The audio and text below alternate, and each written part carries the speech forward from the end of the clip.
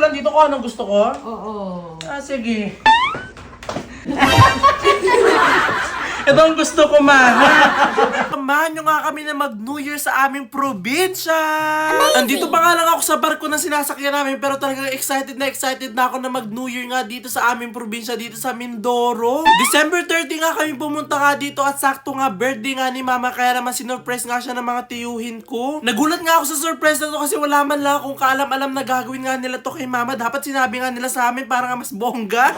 At kinabukasan nga December 31, ayan, ngayon na nga yung araw para salubungin nga natin ang 2024. Maaga pa nga lang inasikaso na agad ng mga tita at tito ko nga yung mga kailangan nga namin para kasi handa nga namin mamayang bagong taon. Nagulat pa nga ako dito sa mga dala nila kasi mas malaki pa nga yung kahon nga ng alak isa ka sa mga binili nga na lang rekado sa handa. Hindi ko nga alam kung ano nga lulutuin nga ng mga tita ko nga na handa nga namin mamayang bagong taon. At habang busy nga sila sa pagluluto nga ng handa mamayang bagong taon, ito ng mga pinsan ko na maabala nga sila sa pangangaroling nga sa akin. Hindi ko nga kasi sila nabigyan ng pamasko nga nung Pasko, kaya ngayon ko nga sila bibigyan ngayong bagong taon. Kanya-kanya nga silang grupo na mula nga sa mga dalaging ding papunta nga dito sa mga batan sa pangangaroling. At maya-maya rin natapos ang pangangaroling nila at talagang naluto na nga yung ibang mga handa nga namin mamayang bagong taon. Pero habang hindi pa nga nag-aalas 12, nag-umpisa na nga kami na magpalaro nga dito sa family nga namin para nga mas masaya. First time nga namin lahat magbagong taon nga dito sa bagong gawa nga namin bakasyonan nga dito sa probinsya nga namin, kaya talagang mas lalong sobrang saya. Naalala ko pa nga dati nung wala pa nga tong bakasyonan na to na kapag nagkikita-kita nga kami ng mga pamilya ko nga dito sa Mindoro, talaga nagsisiksikan kami sa isang bahay. Kaya talagang sobrang ako natutuwa na ngayon, kaya na nga namin matulog na kung saan kasi sobrang laki nga nitong pinagawa nga namin. At talagang nakakapagsama-sama nga kami dito na talagang mas masaya kasi talagang sobrang dami nga pwedeng gawin dito sa sobrang laki nga nitong bakuran dito sa amin. At bumalik na nga tayo dito kung ano-ano na nga palaro yung pinapalaro nga namin dito para nga umabot na nga lang hanggang mamayang alas 12 nga ng madaling araw mamayang bagong taon. At talaga naman tuwang-tuwang ako sa mga palaro nga namin ngayong bagong taon na talagang sobrang dami nga rin pa premyo. Naalala ko ba nga dati lang pag may mga gathering nga ng ganito, talaga ako ngayon una-una na sumali nga para mas marami ako maiuwing pa premyo. At talaga sa sobrang bilis nga ng panahon, ako na nga yung nagpapapremyo ngayon. Naalala ko ba nga dati na kapag hindi na nga ako sinasali sa palaro kasi nanalo na nga ako, talagang umiiyak nga ako. At bumalik na nga tayo dito sa palaro. Ito na nga yung huling palaro nga namin ngayong bagong taon kasi mamaya-maya nga magbabagong taon at kailangan na nga namin maghanda.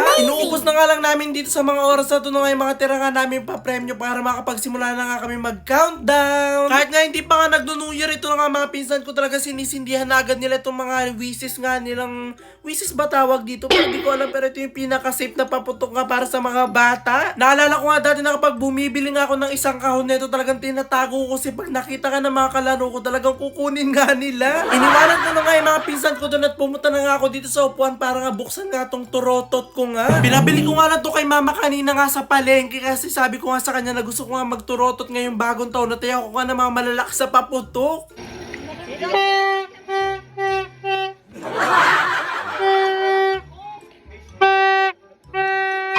At matapos nga namin na nag-countdown sa wakas, ito na nga, 2024 na. At nung nag-alas 12 na nga, sinindihan na nga nito mga tito ko nga, ito nga ang fountain nga na binili nga nila mama kanina. Ito nga lang yung binili nga namin kasi ito lang talaga yung sobrang ganda nga, talagang sobrang safe nga rin. At nung natapos na nga yung fountain, nagpaagaw naman nga kami ng barya kasi nga swerte nga daw to kapag nga nagpapalit nga daw ng taon. At ito nga mga barya nga na pinaagaw namin, talagang hindi namin to pinabaryahan, talaga ito yung ipon nga namin, mga tira-tira nga namin barya kapag nga bumibili nga kami. Sobrang nakakatuwa nga sa mga oras na ito na nagpapaagaw nga ako ng barya kasi talaga sobrang palaban nga itong mga tiyuhin ko sa pagkuha nga ng barya. At nung natapos na nga kami magbasabog nga ng barya, pumunta naman nga kami dito sa kusina nga para magsalo-salo. Okay, kain na tayo! Happy New Year! Makukunin ko lang dito kung anong gusto ko? Oo. Sige. Ito ang gusto ko, ma. Happy New Year po! Ang nakamatay ang inay. Ayan, Happy New Year, everyone! Kain na! Syempre, joke nga lang yon. Hindi nga pwede kunin yun habang hindi pa nga natatapos ang bagong taon kasi swerte nga daw yun sa lamesa. Naalala ko pa nga dati na kapag nakakakita nga ako or nakikikain nga ako sa mga kapitbahay nga namin tuwing bagong taon, dami ko nga nakikita mga ganun mga perang marami. Akala ko pa nga nung una na kapag nag-alas 12 na nga pwede nga kunin yun mga pera na yun, yung pala hindi pala pwede. At sa mga oras nga na ito napansin ko nga talaga na kanina pa nga kaming gutom na gutom kasi nga sobrang tahimik nga din sa kusina namin na talaga mga plato at kutsara lang yung maririnig mo. Akala ko nga kasi ako nga lang hindi kumain kanina ng tanghalian, yung pala sila nga rin pala at hinintay talaga nila na mag-12. At na nakakatuwa nga rin dito talaga sobrang dami nga naming handa, talaga sobrang sasarap nga ng mga luto nga ng mga tito-tita ko. Hindi nga lang ako medyo nag-enjoy nga sa mga handa nga sa mga oras nga na to kasi nga sobrang sakit nga ng katawan ko kasi nga may sakit pa nga ako dito pero gumaling nga ako kahit papahano. Natuwa pa nga ako dito kasi talagang dininig nga ni Lord yung sinabi ko nga kanina na pagalingin nga ako mamayang bagong taon para ma-enjoy ko naman yung mga pagkain. At bago nga matapos ang video na ito mga kaputi, gusto ko lang kayo batiin ng Happy New Year! Amazing!